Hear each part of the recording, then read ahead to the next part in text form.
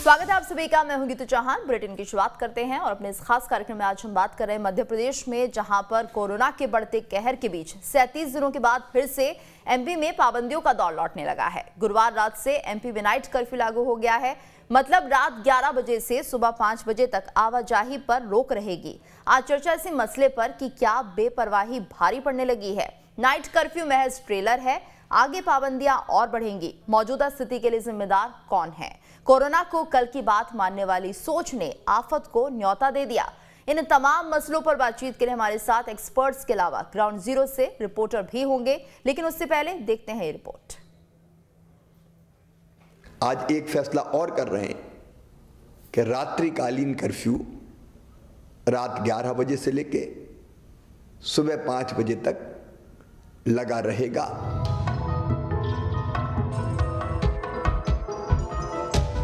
जी हां, 37 दिन की राहत के बाद फिर से मध्य प्रदेश में नाइट कर्फ्यू रिटर्न्स का दौर आ गया है।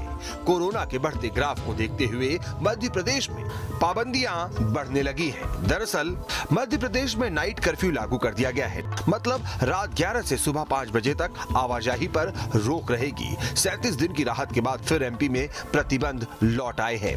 मध्य प्रदेश सरकार ने 17 नवंबर को ही सभी प्रतिबंध खत्म कर दिए थे। फिलहाल हालात को देखते हुए सीएम ने लोगों से सोशल डिस्टेंसिंग और मास्क पहनने की अपील की है। इंदौर में नाइट कर्फ्यू के उल्लंघन पर 200 रुपए जुर्माना लगेगा। बिना vaccination gym, coaching, theatre, cinema hall में एंट्री नहीं मिलेगी। वहीं महाकाल की भस्म आरती में भी श्रद्धालुओं के प्रवेश पर प्रतिबंध लगा दिया गया है। हालांकि फिलहाल पूरी तरह सख्त कदम नहीं उठाए गए हैं। कुछ आंशिक पाबंदियों के साथ ही कहीं कहीं रियायत भी बरती गई है। मसलन जरूरी सेवा कर्मचारियों, यात्रियों को कर्फ्यू से छूट रहेगी। अस्पताल, दवा, लैब, फायर, मीडिया, बस, ट्रेन, हवाई यात्री, माल परिवहन वाहन, फैक्ट्री वर्कर को आने जाने की छूट रहेगी। Cinema, multiplex, gym, coaching, swimming pool, club, stadium में टीके के दोनों डोज के बाद ही प्रवेश मिलेगा। School, college, hostel, marriage garden, factory worker सभी वैक्सीनेटेड होने चाहिए। आयोजन पर पाबंदी नहीं, संख्या की सीमा भी नहीं, लेकिन 11 बजे तक सभी काम पूरे करने होंगे। शादियों में संख्या को लेकर फिलहाल कोई पाबंदी नहीं लगाई गई है। हालांकि भोज रात 11 बजे तक ही हो सकेंगे। वहीं क्रिसमस आयोजन भी रात 11 बजे से पहले तक हो सकेंगे। बहरहाल अब सवाल उठता है कि आखिर मध्य प्रदेश में फिर से पाबंदियां बढ़ाने की जरूरत क्यों पड़ने लगी। तो दरअसल एमपी में पिछले 22 दिनों में 396 पॉजिटिव मिल चुके हैं। भोपाल और इंदौर कोरोना के हॉट स्पॉट के तौर पर सामने आए हैं। 22 दिनों में भोपाल में 157 तो इंदौर में 156 मरीज मिले हैं। 22 दिसंबर को एक ही दिन में एमपी में 30 पॉजिटिव केस आए हैं। मास्क और सोशल डिस्टेंसिंग का पालन भी नहीं हो रहा है। एमपी से लगते महाराष्ट्र में 88 से ज्यादा ओमिक्रॉन के मामले आ चुके हैं। कई विदेश यात्री भोपाल आए और जिनकी जीनोम सीक्वेंसिंग रिपोर्ट अभी पेंडिंग है। तो आंकड़े बता रहे हैं कि मध्य प्रदेश में कैसे हालात फिर से नाजुक हो रहे हैं। यही वजह है कि खुद सीएम शिवराज लोगों से बार बार सावधानी बरतने की अपील कर रहे हैं। मेरी आपसे प्रार्थना है कि अब देर न करें, मास्क जरूर लगाएं, सोशल डिस्टेंसिंग बनाएं, अनावश्यक भीड़ में ना जाएं, अनावश्यक जमावड़ा ना हो। और अब तक अगर किसी ने वैक्सीन का डोज नहीं लिया, टीका नहीं लगवाया, तो टीका जरूर लगवाएं। तो कुल मिलाकर अब मध्य प्रदेश में नाइट कर्फ्यू लागू हो चुका है। नाइट कर्फ्यू सिर्फ एक सांकेतिक संदेश है जो ये बता रहा है कि अगर आगे भी हालात नहीं सुधरे तो पाबंदी और सख्तियों का दायरा और बढ़ सकता है। लिहाजा अगर आने वाले कल में खुली हवा में सांस लेना है तो आज मास्क और सोशल डिस्टेंसिंग का सख्ती से पालन करना ही होगा, क्योंकि सिर्फ मध्य प्रदेश ही नहीं बल्कि देश और दुनिया में हालात तेजी से बिगड़ रहे हैं। Team news. तो प्रदेश में फिलहाल किस तरह के हालात बने हुए हैं और ज्यादा जानकारी के लिए हमारे साथ संवाददाता जुड़े हुए हैं। जबलपुर से हमारे साथ दुर्गेश बने हुए हैं, वहीं इंदौर से हमारे साथ मिथिलेश जुड़े हुए हैं। इसके साथ साथ डॉक्टर शरद पंडित भी हमारे साथ मौजूद हैं जो बताएंगे कि आखिर फिलहाल किस तरह से हमें सावधानियां बरतनी होंगी। और सबसे पहले रुख करते हैं हम दुर्गेश का, जो कि जबलपुर से हमारे साथ मौजूद हैं। दुर्गेश, अगर हम जबलपुर की बात करते हैं तो यहाँ पर भी लगातार जो मामले हैं कोविड के वो बढ़ रहे हैं, और क्या जानकारी?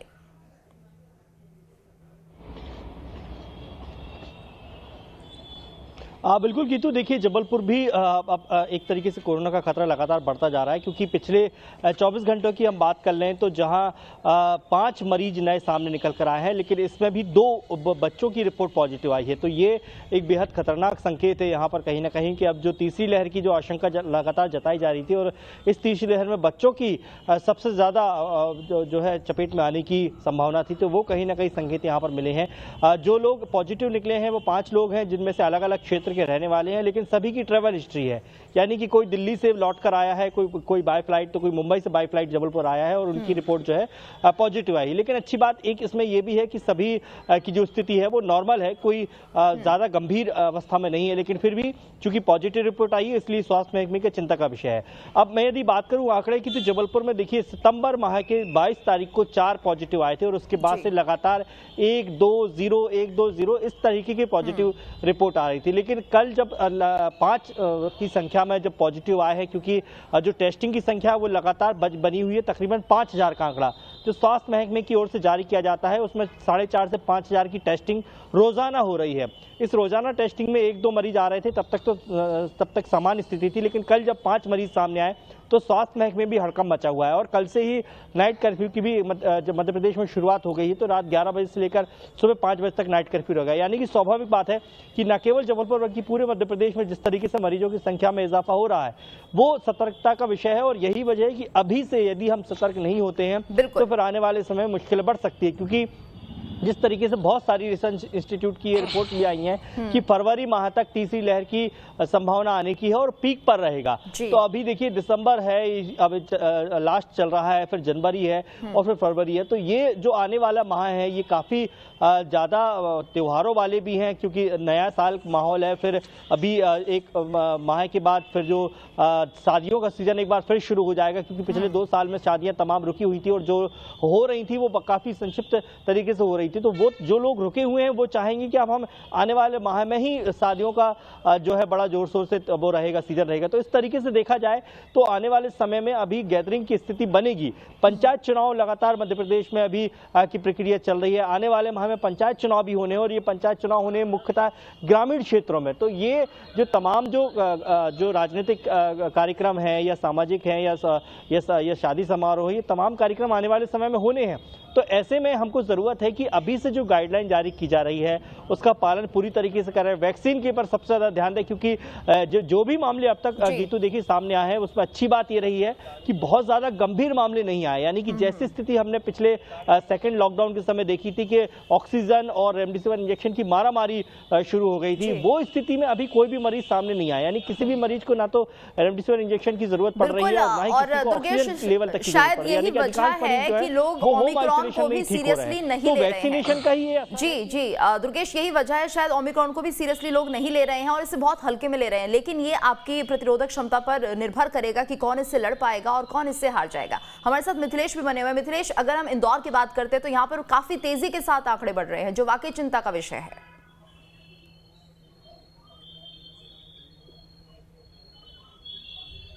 अभी आपने गीतू जैसा कहा ना कि ओमिक्रॉन को लोग बहुत हल्के में ले रहे हैं, बिल्कुल सच है कि इससे पहले हमने ग्राउंड जीरो पे जब भी रिपोर्टिंग की तो लोगों से हमने जब भी बात किया तो मैक्सिमम लोगों को ओमिक्रॉन के बारे में मालूम नहीं था।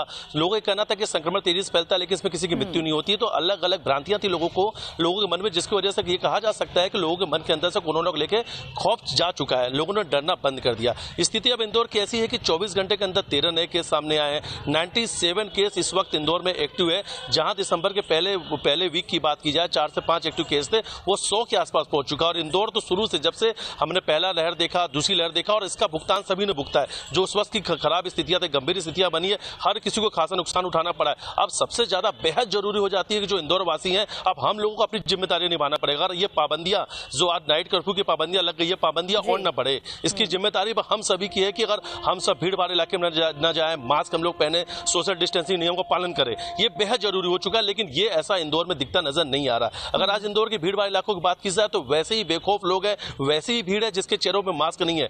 मास्क इक्का दुक्का के चेहरे पे दिखेगा आपको, वो भी रोकने टोकने पे वो मास्क आपको लगाते हुए दिखेंगे। तो अब हमारी सबसे महत्वपूर्ण जिम्मेदारी अब हमारी है कि अगर इस संक्रमण को रोकना है, वो पाबंदियां जो हमने अभी आज देखी है, जो पहले हमने दूसरी लहर में देखी है, ऐसी पाबंदियां फिर नहीं लगाना जाए, हम लॉकडाउन की ओर आगे नहीं जाए। जो इस ऑक्सीजन को लेके, रेमडेसिविर को लेके, अस्पतालों में बेड को लेके जो स्थितियां बनी तो वापस नहीं पहले, क्योंकि जो ओमिक्रॉन संक्रमण है ये बहुत तेजी से फैलता। अब इंदौर की तैयारियों की बात कर लेते हैं। इंदौर में देखा जाए तो अभी 1000 ऐसे लोग हैं जिनको स्वास्थ्य विभाग ट्रेस कर रहा है, जिनकी विदेशों से आई हुई ट्रेवल हिस्ट्री है। ऐसे लोग लापता है, ऐसे लोगों के बारे में डिटेल निकाला जा रहा है कि आखिर ये लोग कहां गए, इस दौरान जब वो आए तो संक्रमित हुए कि नहीं हुए, वो सारी रिपोर्ट खंगाली जा रही है। अब इंदौर की सैंपलिंग की बात की जाती है कि इंदौर में 7-7.5 हजार के आसपास सैंपलिंग हो रहा है, जिसमें 13 से 14 मरीज रोजाना पॉजिटिव मिल रहे हैं। अगर ये सैंपलिंग की संख्या 14 से 15 हजार कर दी जाए, जैसा सेकंड वेव में कर रहे थे, तो बिल्कुल सही बात यह है कि आंकड़े अपने आप बढ़ जाएंगे। ग्रामीण इलाकों की बात की जाए तो अभी ग्रामीण इलाकों में किसी प्रकार के आरटीपीसीआर या कोविड की जो टेस्टिंग है वो नहीं हो रही है। वहां हल्का बुल्का अगर कोई बुखार हो जा रहा है तो लोग इंदौर आ रहे हैं, नहीं तो अपने ग्रामीण क्षेत्र में ठीक हो जा रहे हैं, क्योंकि ओमिक्रॉन का संक्रमण कहीं ना कहीं जिन लोगों ने वैक्सीन लगवा लिया है उनमें ज्यादा गंभीर नहीं बन रहा है। तो अब ये देखा जाए, अगर जिस दिन से ग्रामीण इलाकों में भी अगर इसकी टेस्टिंग शुरू कर दी जाए, सैंपलिंग शुरू कर दी जाए, तो ये कहीं ना कहीं से केसेस बढ़ने लग जाएंगे।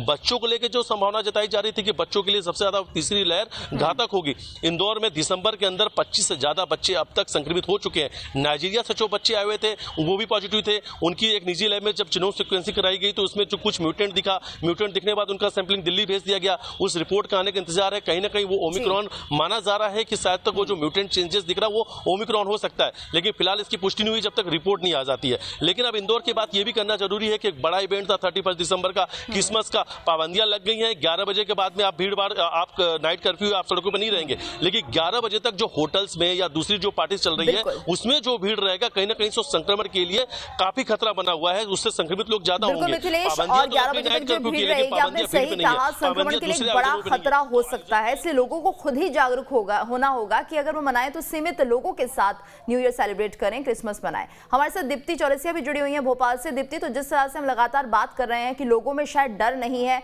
इसलिए जो कोविड गाइडलाइंस थी उनका पालन नहीं किया गया और अब नाइट कर्फ्यू लगा दिया गया, क्या वाकई इससे असर पड़ता हुआ दिखाई देगा या पाबंदियां और बढ़ सकती हैं? बहुत असर तो शायद नहीं पड़ता दिखाई देगा। अगर असर पड़ेगा तो सिर्फ एक चीज़ पर दिखेगा कि नए साल का जश्न जो बड़ी जोर खरोश के साथ लोग मनाते हैं और बड़ा किसी तरह की बिना पाबंदी के मनाते हैं, तो हो सकता है कि उस जश्न में थोड़ी सी कमी आएगी। तो वो जो कमी होगी वो कहीं ना कहीं जो इन्फेक्शन है, जो संक्रमण रेट है, उसको रोक सकती है। तो एक सबसे बड़ी चीज़ ये है। बाकी आम दिनों के दिन में अगर हम देखें तो रात के 11 से लेकर सुबह 5 बजे तक ऐसे ही बहुत भीड़ नहीं होती है। तो नाइट कर्फ्यू है, लेकिन नाइट कर्फ्यू इस वक्त इसलिए काम का माना जा सकता है क्योंकि इस समय लोग क्रिसमस सेलिब्रेशन भी करते हैं और इस समय नए साल का सेलिब्रेशन भी होता है। तो उस लिहाज से नाइट कर्फ्यू कहीं ना कहीं काम करेगा, कहीं ना कहीं इसका थोड़ा बहुत असर होगा।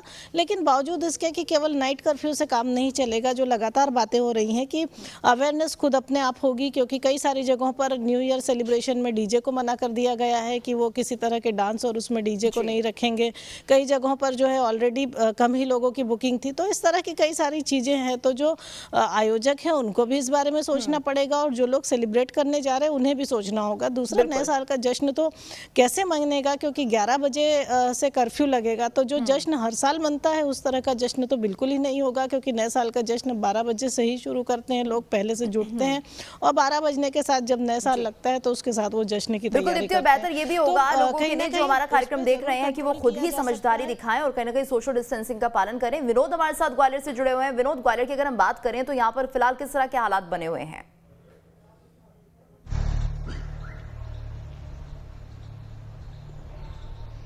देखिए, ग्वालियर में अगर हम कोविड की तैयारियों की बात करते हैं तो जो नई गाइडलाइंस जारी हुई है कि नाइट कर्फ्यू लगाया जाएगा और एहतियात के तौर पर जो भीड़ कंट्रोल करने के निर्देश जारी किए गए हैं वो अभी लोगों के संज्ञान में आए हैं। लेकिन बहुत गौर करने वाली बात है कि एक तरफ तो टीकाकरण चल रहा है, दूसरी तरफ लोगों से सरकार ये कह भी रही है बार बार कि अभी कोरोना गया नहीं है, लेकिन फिर भी लोग कहीं ना कहीं लापरवाही तो करते नजर आ रहे हैं। देखिए, न्यू ईयर सेलिब्रेशन की तैयारी के लिए लोगों ने बुकिंग्स कराई हुई थी, वो अब कहीं ना कहीं बुकिंग्स उनको अगले दिन के लिए ट्रांसफर करनी पड़ रही है। इस तरह के आवेदन भी होटलों में पहुंच रहे हैं कि वो अब 31 न मनाते हुए 1 जनवरी को मनाना चाहते। अच्छा है, दिन में अगर लोग त्योहार मनाते हैं तो ये अच्छी बात है और नया साल एक तरह से हमारे देश में त्योहार की तरह ही मनाया जाता है।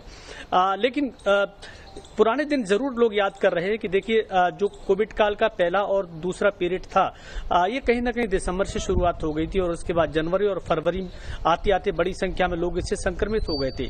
तो लगभग वैसी ही तस्वीर एक बार फिर से बनती जा रही है कि एक बार शुरुआत हो गई धीरे धीरे और आगे चल के जनवरी में क्या तस्वीर बनेगी, उसके बाद लोगों ने अगर लापरवाही करी तो फरवरी में किस तरह के हालात होंगे उसे कंट्रोल करने की कोशिश की जा रही है। इसको लेके जिला प्रशासन ने अपने स्तर पर निर्देश भी जारी कर दिए गए हैं कि मास्क जरूर लोग लगाएं और मास्क लगाने पर सोशल डिस्टेंसिंग का भी पालन करें। लेकिन भीड़ के लिए बहुत ज्यादा लोगों को अब एहतियात बरतने की जरूरत है। जिस तरह से ओमिक्रॉन नए वेरिएंट की बात की जा रही है वो अगर दस्तक दे गया तो बहुत तेज रफ्तार से फैल रहा है। तो कहीं ना कहीं लोगों के मन में एक डर तो है, चाहे वो क्रिसमस का त्योहार हो या फिर नए साल के मनाने का जश्न हो, तो उस डर के साए में लोग त्योहार में बहुत ज्यादा या सेलिब्रेशन में बड़ी संख्या में शामिल नहीं होना चाहते, क्योंकि जिस तरह के हालात दूसरे राज्यों में बने हुए हैं उससे लोग अब बचने की कोशिश कर रहे हैं। अच्छा होगा कि लोग कम संख्या में इसको मनाएं, सोशल डिस्टेंसिंग के साथ मनाएं। तो अभी जिस तरह से शुरुआत हो रही है उस पर नियंत्रण पाया जा सकता है। जी, डॉक्टर शरद पंडित भी हमारे साथ जुड़े हुए हैं। डॉक्टर शरद, तो जिस तरह से अभी हम चर्चा कर रहे हैं, लगातार अगर हर शहर में हम देखें तो कोविड के मामले बढ़ते हुए दिख रहे हैं। इसके साथ साथ अगर देश भर की बात हम करें तो इस वक्त 350 को यह आंकड़ा पार कर चुका है जो लोग ओमिक्रॉन से संक्रमित है। हालांकि अभी बहुत सारे लोग ऐसे हैं जिनके टेस्ट किए जा रहे हैं, लैब में रिपोर्ट्स आएंगी तो और आंकड़ा बढ़ सकता है। डॉक्टर शरद, यहाँ पर हम यही कहेंगे कि एक बड़ी लापरवाही यहाँ पर देखने को मिली, क्योंकि कहीं ना कहीं लोगों का डर खत्म हो गया, लापरवाह हो गए लोग, और जिसके चलते ये आंकड़ा बढ़ रहा है। बिल्कुल गीतू, देखो इसमें जो है सबसे पहला जो है एक सर्वमान्य जो फार्मूला है वो ये है कि हमको कोविड अप्रोप्रिएट बिहेवियर जो है वो लगातार कुछ महीनों तक जारी रखना पड़ेंगे। देखिए क्या होता है कि या तो लोग जो है वो ऊब गए इस अनुशासन में रहते हुए, और या फिर लोगों में जो है वो भय कम हो गया है, और कुछ सामाजिक राजनीतिक ये सब जो है वो परिस्थितियां जो बनती हैं, जो भीड़ को इकट्ठा करती है, ये सबको हमको पुनर्विचार करना पड़ेगा, इसको रिव्यू करना पड़ेगा कि हम ये कोई इस तरह का कार्य नहीं करें। देखिए सबसे पहला तो जिन लोगों को आवश्यक नहीं है अनावश्यक रूप से बाहर जाना टालना चाहिए। नंबर 2, यदि आवश्यक है बाहर जाना, उनका किसी कार्य पर जाते हैं तो उसके लिए ये है कि मास्क, सोशल डिस्टेंसिंग, सैनिटाइजेशन, ये सारी चीजों को हमको यथावत जो है वो जारी रखना पड़ेगा। देखिए इसमें जो है कहीं भी कोई ढिलाई या कोई भी शिथिलता बरतना उचित नहीं होगा, वो उनके स्वयं के लिए भी खतरा होगा, दूसरा जो है उनके परिवार के लिए भी खतरा होगा। इस समय जो है ये आवश्यक है कि इन जो कठोर प्रतिबंध है या जो प्रोटोकॉल्स के निर्देश है उसका पालन लोग करें।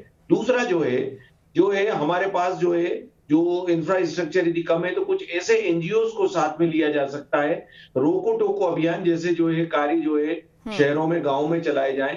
हमारे पास जो है ग्रास रूट लेवल पर जो है वो जो वर्कर्स हैं, स्वास्थ्य कार्यकर्ता हैं, आंगनवाड़ी कार्यकर्ता हैं, या हमारे जो आशा कार्यकर्ता है, इन लोगों को भी जो है इसके लिए जो है वो सेंसिटाइज किया जाए। ये लोग बराबर जो है इस तरह का माहौल बनाएं और लोगों को रोकना टोकना चालू करें, उनको समझाइश दें। ये सारी चीजें हमको अडॉप्ट करना पड़ेगी। दूसरा जो है हमारे पास जो टूल अवेलेबल है वो है टीकाकरण का। अभी भी टीकाकरण में जो है वो जो है कई लोग ऐसे हैं जो छूटे हुए हैं।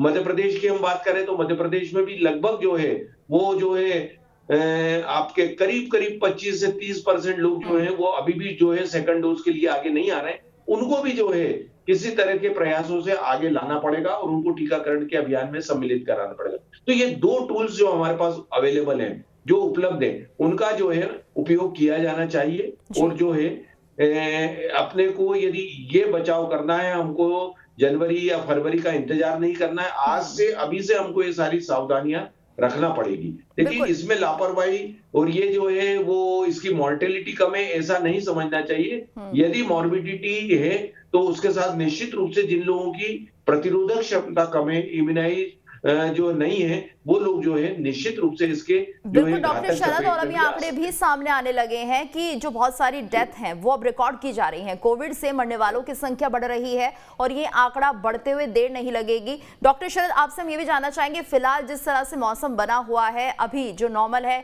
कोल्ड और फीवर लोगों को आमतौर पर हो जाता है, और जो सर्दी के सिम्टम्स हैं वो कहीं ओमिक्रॉन या कोरोना के नए वेरिएंट से मिलते जुलते ही बताए जा रहे हैं। ऐसे में किस तरह से सावधानी बरती जाए और क्या कुछ सिम्टम दिखे कि तुरंत डॉक्टर से संपर्क करें? देखिए, जो इसका जो ओमिक्रॉन हो या कोविड के जो पुराने जो वेरिएंट थे, कॉमन सिम्टम्स जो हैं वो ये रहते हैं कि सर्दी जुकाम के जो है लक्षण होते हैं जी। जो है उसमें बुखार भी आता है। उसके साथ ही 1-2 दिन के बाद ये बुखार में जो है वो बढ़ोतरी होती है, यानी टेम्परेचर काफी हाई जाता है। तो ये सारी चीजों के साथ जैसे ही हमको किसी व्यक्ति को यदि इस तरह के लक्षण हैं तो उसको अपने फैमिली फिजिशियन से जो है वो संपर्क करना चाहिए। आवश्यक है तो वो सलाह देते हैं, तो टेस्ट भी होना चाहिए और उस टेस्ट की जो है रिपोर्ट आने के बाद जो है इसका कंफर्मेशन हो जाता है। बिल्कुल डॉक्टर शरद, यानी कि अगर कोई जी। घर में कोई किसी को थोड़ा भी संक्रमण होता है, सर्दी खांसी भी अगर किसी को होती है, तो तुरंत पहले तो वो अपने आप को थोड़ा आइसोलेट करें और कहीं ना कहीं जो कोविड गाइडलाइंस है यानी मास्क जरूर लगाना शुरू कर दें। जरूर करें, बिल्कुल यही करना है। और जो है अपने फैमिली फिजिशियन से संपर्क करें, फैमिली फिजिशियन की एडवाइस के अकॉर्डिंगली जो है आगे बढ़ें, परंतु बिल्कुल भी इसमें जो है तनिक भी विलंब नहीं करना चाहिए और लापरवाही बिल्कुल नहीं बरतना चाहिए, नहीं तो हो सकता है या आगे जाके जो है वो उसके जो है घातक प्रभावों और परिणाम निकले। तो ये आवश्यक है कि हम सब जो है सचेत रहें, सतर्क रहें और साथ ही साथ जिन लोगों ने वैक्सीनेशन नहीं लगवाया वो वैक्सीनेशन भी जो है वो करवा लें और उसका जो है लाभ मिलेगा। निश्चित रूप से जो है जिनकी प्रतिरोधक क्षमता अच्छी होगी, एंटीबॉडीज जिनके शरीर में होंगे, उनको नुकसान की संभावना कम हो जाए। जी डॉक्टर शरद, और यहाँ पर एक बात जो थ्योरी सामने आ रही थी कि ये हवा से भी फैलता है, तो इसको लेकर क्या अभी कोई पुष्टि हो पाई है? क्या वाकई ओमिक्रॉन हवा से फैल सकता है?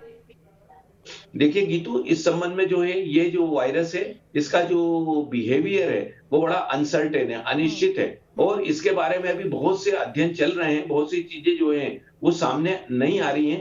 हालांकि वो सब सारा कार्य चल रहा है, परंतु ये संभावना से इनकार नहीं किया जा सकता कि ये एयरबॉर्न नहीं होगा। इसलिए इस वायरस के लिए हम लोग जो है वो ये मान के चले कि एयरबॉर्न है तो भी सोशल डिस्टेंसिंग और अन्य जो है वो सावधानियां रख के हम इससे बच सकते हैं जी। और आइसोलेशन की एक प्रक्रिया है उसका भी पालन किया बिल्कुल डॉक्टर शरद, ये भी देखा जाता है कि सर्दियों में कहीं ना कहीं जिस तरह से हवा पर ये तय होता है कि जो आसमान है वो साफ है कि नहीं है, अगर फॉगी रहता है तो कुल मिलाकर ये भी एक बड़ी वजह बन जाता है संक्रमण के फैलने की, क्योंकि कहीं ना कहीं हवा में वो पार्टिकल्स मौजूद होते हैं जो कि हवा अगर नहीं चलती है तेज रफ्तार से तो वहीं पे मौजूद रहते हैं।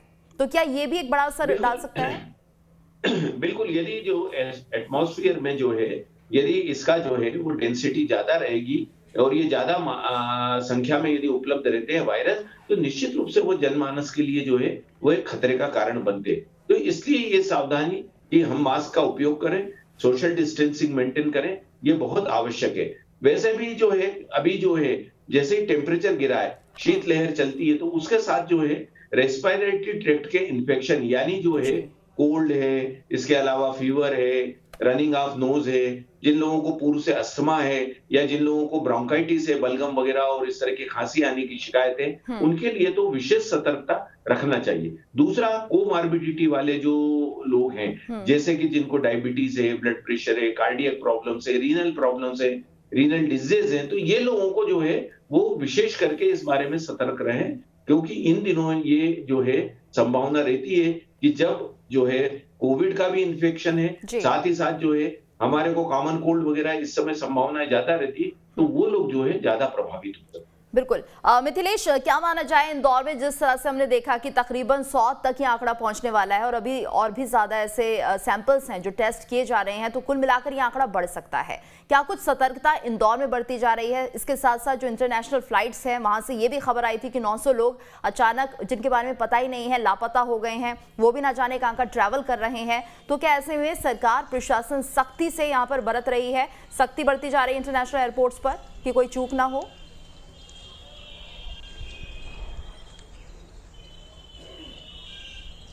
जी बिल्कुल गीतू, आपने सही कहा कि अब इंटरनेशनल जो यहाँ पे एक तरीके से एयरपोर्ट भी है, यहाँ से दुबई से फ्लाइट आती है और डोमेस्टिक फ्लाइट को भी आना जाना बहुत ज़्यादा है। यहाँ पे सख्ती शुरू कर दी गई है। अब जो भी लोग यहाँ पे आएंगे पहले उनकी प्रॉपर लिस्टिंग की जा रही है, उनका मोबाइल नंबर लिया जा रहा है, उनकी सैंपलिंग करी जा रही है और उसको सख्त सलाह दी जा रही है कि आपको आइसोलेशन में रहना जब तक आपकी रिपोर्ट नहीं आ जाती है। और अगर आपको आइसोलेशन जगह रहने की नहीं है तो राधा स्वामी कोविड केयर सेंटर बने या जो दूसरे कोविड केयर सेंटर बने हैं, हम आपको वहाँ पे जब तक आपकी रिपोर्ट नहीं आएगी तब तक आपको वहाँ पे आइसोलेट में रखेंगे। अब दूसरी बात इंदौर की जाए कि इंदौर में करीब 45 से 40 ऑक्सीजन प्लांट बनकर तैयार होने, जिसमें करीब 5 से 6 ऐसे ऑक्सीजन प्लांट है जो बनकर भी चालू नहीं हुए। इसको लेकर प्रशासन सख्त हुआ और उन्होंने अस्पतालों को, जिस प्राइवेट अस्पतालों में ऑक्सीजन प्लांट चालू नहीं हुआ है, उनको सख्त निर्देश दे दिया, हिदायत दे दिया कि अगर 10 जनवरी तक जितने भी प्राइवेट अस्पताल और सरकारी अस्पताल में ऑक्सीजन प्लांट पूरी तरीके से चालू नहीं हो जाते, उनके खिलाफ बड़ी कार्रवाई की जाएगी। अगर प्राइवेट हॉस्पिटल में इस तरीके से गलती देखने को मिली तो उनके अस्पताल सील तक किए जाएंगे, मेडिकल स्टोर सील किए जाएंगे। और कल ही 3 अस्पतालों को उन्होंने नोटिस जारी कर दिया है कलेक्टर ने कि आखिर अभी तक आपके अस्पतालों में ये ऑक्सीजन प्लांट जो चालू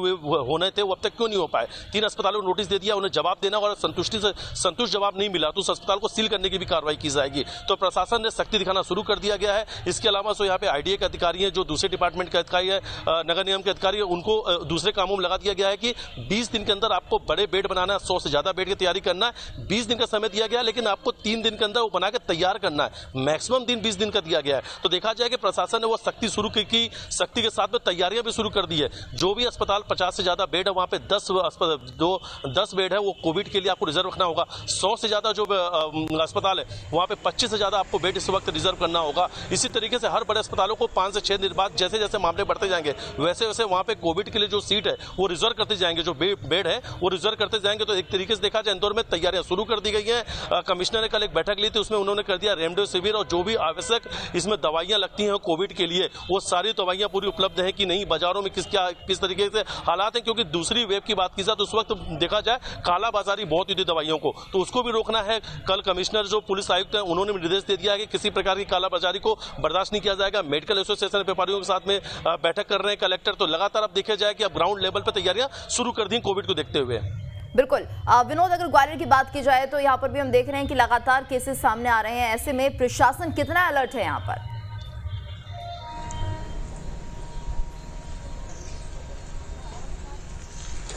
देखिए, ग्वालियर में अभी तक कोई बहुत ज्यादा ऐसे केसेस सामने नहीं आए। इक्का दुक्का लोग आए थे पिछले महीने, वो भी दवाई और अपना कह सकते जो सुझाव दिए जाते हैं स्वास्थ्य विभाग की ओर से, उन्होंने पालन करते हुए दवाइयां ली और वो ठीक हो गए। लेकिन सबसे बड़ी बात यह है कि ग्वालियर में भी अभी जो फ्लाइट्स हैं बेंगलोर से, हैदराबाद से, दिल्ली से, वो लगातार लैंडिंग कर रही हैं, उन पर रोक नहीं लगाई गई है। तो ऐसे में जो इंतजाम किए गए हैं एयरपोर्ट्स पर ही सैंपलिंग की जाती है। तो विनोद, ये माना जाए कि चलिए ग्वालियर में केसेस कम है और ये कम ही बने रहे, ऐसे में लोगों को भी सतर्क रहना होगा, खुद की जिम्मेदारी भी समझनी बेहद जरूरी हो जाती है। धन्यवाद आप सभी का इस चर्चा में हमारे साथ जुड़ने के लिए, और इसी के साथ हमारी इस खास पेशकश में इतना ही।